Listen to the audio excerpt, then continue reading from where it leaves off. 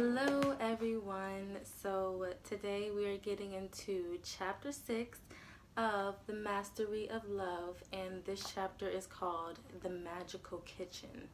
I just did a little bit of brushing up because I read this book a minute ago and I really want to get this book done by the end of January, because I've decided that for February I'm going to focus on Black History Month. Obviously, for those who do not know, I am African American and I am very much about my culture. I have a lot of pride for who I am and my people, so I figured why not dabble in that for February.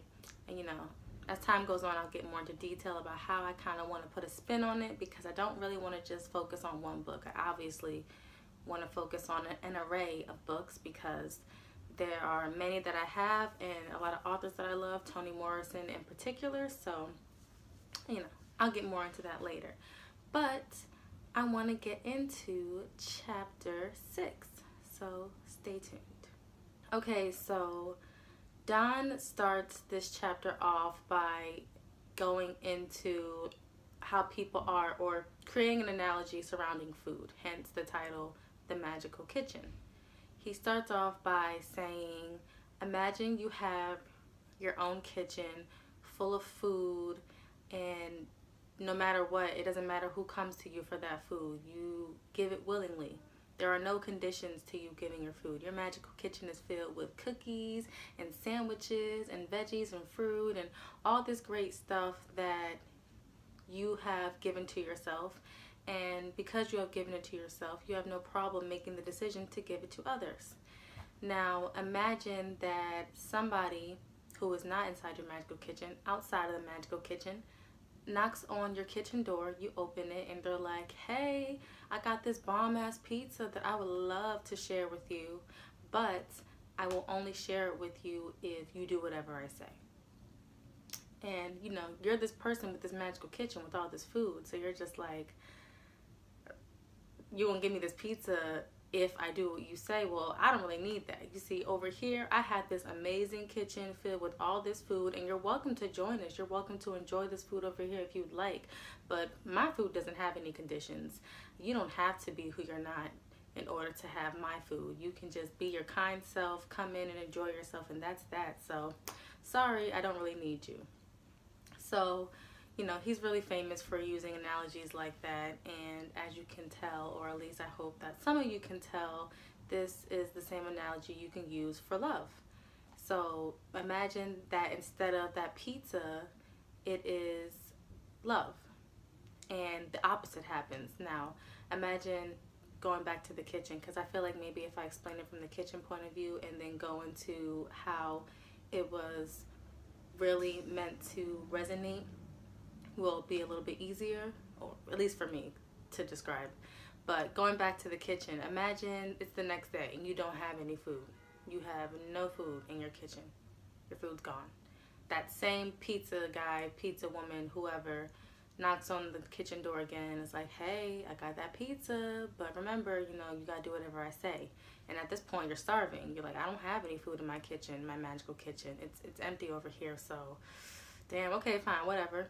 And you get a taste of that pizza, and it was so good, because we all know that when we starving, whatever we put in our mouth after, whatever we're eating when we're starving always tastes so much better. Like, I don't know. And then later when you start to regret it or whatever. I mean, I don't regret it, but food always tastes better when you're starving. Your eyes are bigger than your stomach, so that's what's happening here. You have no food in your magical kitchen, so this pizza person comes and they're like, I'll give you this pizza if you do whatever I say. And you're like, fine, fuck it. You eat it and it's so bomb. Now, imagine it's the next day, you still don't have any food, and the person's all like, yeah, you like that pizza, right? Well, I'll give you some more, but remember, you have to do whatever I say. And that's exactly how love is, and that's exactly how relationships can be played out, or a lot of them are played out in today's society, because a lot of us don't have love for ourselves. If you don't have love for yourself, you're a lot more easily manipulated. You're a lot more vulnerable, and believe it or not, people can sense that in you. And growing up, it was really hard for me to realize and understand that there are people out there who prey on vulnerable individuals, who prey on your low self-esteem, who prey on your giving heart. And a lot of people, because contrary to belief, I'm very confident and I love myself very much, but I'm also very, very giving. And I know other people who are very giving. And lots of people take kindness for weakness, which is fucked up, obviously. So, point being is, with the whole pizza analogy, you're starving and you keep going for that pizza that tasted so good, but the only reason why that pizza tasted so good, or that love tasted so good, is because you didn't have any. You were starving for it. You were starving for that love you weren't giving yourself. It's important that we all have a magical kitchen within our souls. It's very, very, very, very important. Because if you don't have a magical kitchen, aka if you don't have love within your heart, love within yourself, it's gonna be easy for you to fall into someone else's kitchen, looking for food all the time, looking for something that's going to fulfill you, that's gonna make you full. And one day you're gonna go into that person's heart and there's gonna be nothing there for you. Nothing at all. And they don't care 9 times out of 10. And a great quote that I would like to read based on what I just described to you is, or can be recited as, when we go into a relationship, we become selfish because we are needy. It's all about me. We are so selfish that we want the person with whom we are sharing our life to be as needy as we are. We want someone who needs me in order to justify our existence, in order to feel that we have a reason to be alive. We think we are searching for love, but we are searching for someone who needs me, someone we can control and manipulate. Even people who would overall be looked at as the victim in a certain situation, somebody who's been cheated on or somebody who has been lied to, whatever, even those individuals in a way find different ways to manipulate and control their partners. And they may not even realize it, and it's probably not even malicious, but a lot of people have an agenda. We all have a reason for wanting this person in our life. And I think it's very important for all of us to do a lot of self-reflection and be like, do I want this person to enjoy this life with me? Do I want this person to enjoy me with me, like Eartha Kitt has said? Or do I expect this person to make my world what it is not without them here? Because if you're just adding this person in to make you feel something that you didn't feel before they were there, that's not good. That's when it's time for you to take a look at yourself and make certain decisions based on that. Self-rejection is the main problem. You are never going to be good enough for yourself when the idea of perfection is completely wrong. It's a false concept. It's not even real, but you believe it. Not being perfect, you reject yourself, and the level of self-rejection depends upon how strong the adults were in breaking your integrity. And I wanted to read that quote in particular because it ties to the beginning of the entire book. Because as I mentioned before, if you caught my first chapter or second chapter with Mastery of Love, I talked about how when we are born into this world, we're domesticated by our parents, by our grandparents, our teachers, all the adults who surround us in our life. They make who we are, or they make or break who we are. So I really love that he said, not being perfect, you reject yourself, and the level of self-rejection depends upon how strong the adults were in breaking your integrity. That is so real, you know. How sensitive we are and how we respond to intimate relationships really does depend on how much you were affected in childhood by the ways the adults surrounding you showed their love. And I think especially in particular for the Black community, the way our parents show love can be, you know, a little traumatic or a little contradictory at times, or, you know, instead of apologizing, telling me, let's go to the store, things like that. You know, being sensitive, being afraid of rejection, you know, even just asking your parent a question and not knowing if they're going to snap on you or make you feel foolish or stupid for being yourself. So that plants the seed, and then that's how we respond to intimate relationships when we get over. We keep, or what Dawn is saying is that we keep thinking that this idea of, I want someone who needs me, someone who can't live without me, That's not love, that's selfishness. This fear that we have in ourselves, this self-rejection, it's a huge problem. And it results in us wanting to control our relationships the way that we do. You know, how is your partner going to accept you if you're constantly rejecting yourself? The problem isn't your partner, the problem is yourself.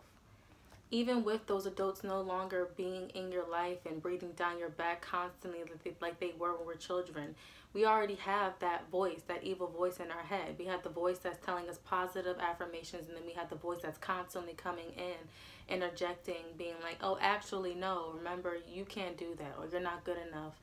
That voice is still there. That judge is still there, and it's there in your relationships as well.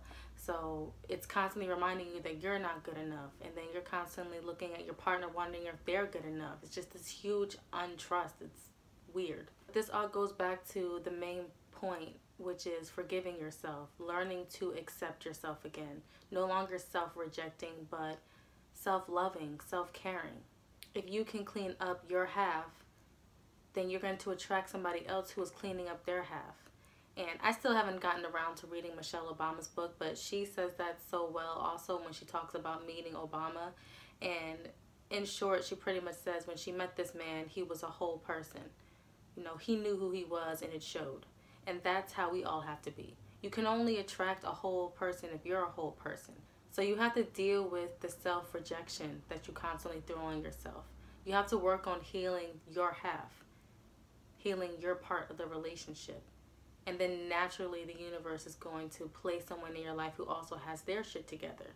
Because neither one of you is going to look for something that doesn't lie in the other person. You're already going to be a whole person who is happy within themselves. And at that point, you're going to do what Eartha Kitt, has said, which is love each other with each other, or love yourselves with another individual. Enjoy each other. Enjoy times. I don't even know if that makes any sense. Probably doesn't. I think the main lesson that you can take away from Chapter 6, Magical Kitchen, is that it's important, obviously, for you to love yourself, but not only for you to love yourself, for you to have your heart open at all times, for you to not allow those past heartaches, that past emotional poison to affect who you are and how you decide to live your life from this day forward. So, for instance, you can be open-hearted and open-minded. You can enjoy your time with someone, and that time doesn't have to be spoiled in a moment like you deciding to tell this person that you love them, and in return they say, well, I don't love you. The way you can take that is, okay, this person doesn't love me, but I'm not regretting the fact that I told them that I love them. Why allow that moment, or why allow that person who chose to not love you in return affect how you love others and affect how you love yourself?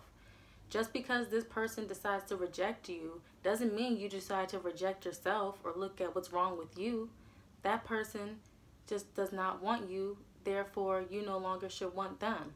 But that doesn't mean that the times you spent together weren't enjoyable, and that doesn't make those moments any less special. Now you know that this just isn't your person.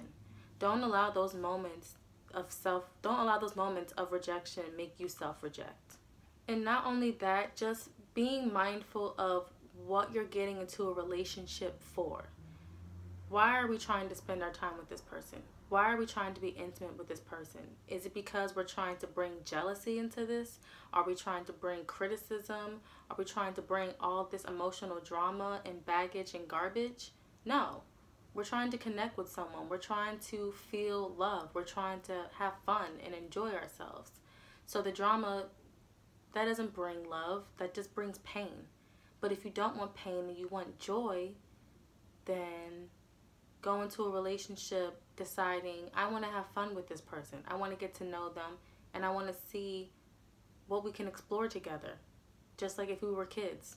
We're exploring, we're creating rules for certain games that we're playing. It's the same thing with dating. And if you and this person can enjoy exploring together without there being confrontation and you guys naturally developing a vibe, then go with it. Don't close yourself from it, because then you're just hurting yourself. You're being selfish toward yourself. And that is also a thing. When you're being selfish with yourself, I'm assuming it's because you're working on loving yourself, because you become less selfish with yourself when you love yourself truly. when love is coming from your heart naturally and you don't feel the need to close yourself off from the world, then that's no longer a fear. Rejection is no longer a fear. I feel like I lost my train of thought. I don't know if that made sense, but I hope you understood what I meant. You can even tie this in with having children and with your parents. After a certain point, like I have said, it is no longer anybody else's responsibility but yours. So you don't come home and push your emotional poison on your kids, on your parents, on ex-partners that are no longer there. The onus is now on you. So if you want happiness, start with yourself, because that's where the happiness is. It's with you, girl. It's in with you, boy. All of you.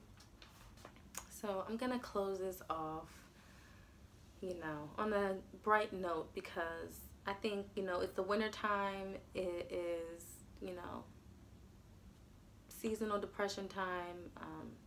The weather alone itself, you know, makes you want to stay in, makes you want to think about, you know, things that we shouldn't be thinking about, things that bring us down. So I would like to end this on a positive note and let you all know that you are loved by me and you were loved by the universe, and that it's going to be okay this time.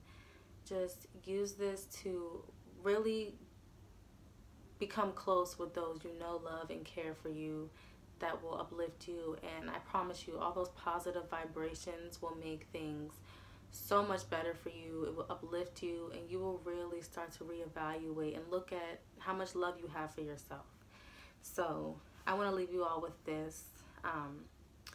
What makes you happy is love coming out of you. And if you are generous with your love, everyone is going to love you. You are never going to be alone if you are generous.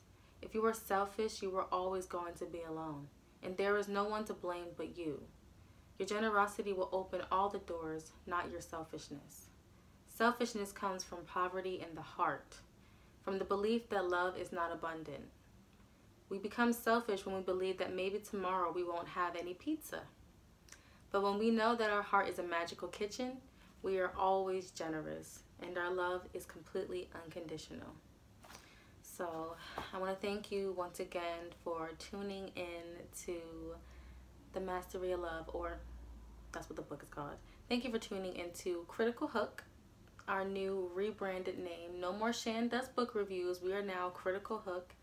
Thank you so much for tuning in, and I hope that you tune in next Wednesday when I post Chapter 7. See, I'm ready this time. I'm ready. The Dream Master.